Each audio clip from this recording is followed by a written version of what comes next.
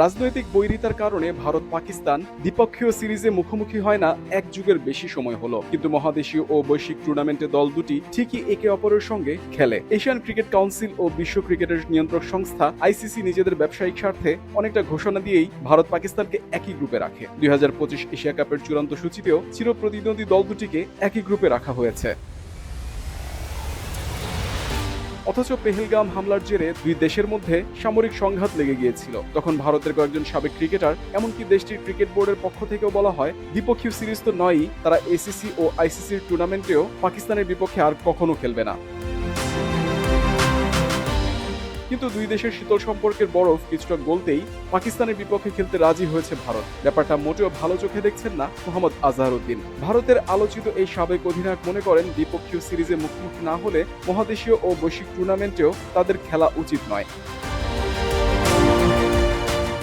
শুরু থেকেই আজহারউদ্দিনের অবস্থান স্পষ্ট যে যদি দ্বিপক্ষীয় সিরিজে না খেলেন তাহলে অন্য টুর্নামেন্টেও খেলার প্রয়োজন নেই। এসিসি ও আইসিসি ইভেন্টে ভারতের পাকিস্তানের বিপক্ষে খেলা উচিত নয়। তবে চূড়ান্ত সিদ্ধান্ত যেহেতু সরকার ও বিসিসিআই নেয়, তাই এখানে কিছু বলার থাকে না।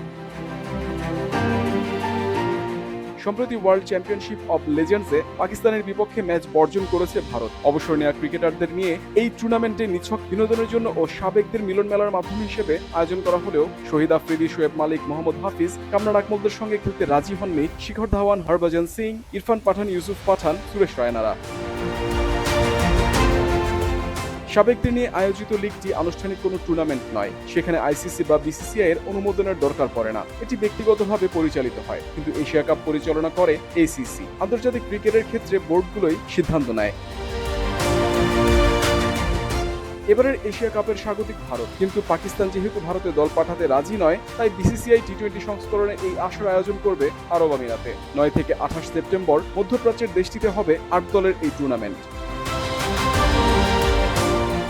ভারত পাকিস্তান রাজনৈতিক অস্থিরতা চলছে বছরের পর বছর ধরে। রাষ্ট্রীয় উত্তেজনার পরিস্থিতির মধ্যে ভক্ত সমর্থকেরা যা একটু আনন্দ খুঁজে পান ক্রিকেটে। তবে ভারতের সাবেক ক্রিকেটার শ্রীশান্ত চান না এসব কিছুই। এমনকি কোনো মেজর টুর্নামেন্ট থেকেও পাকিস্তানকে বাদ দেওয়ার দাবি তুলেছেন তিনি।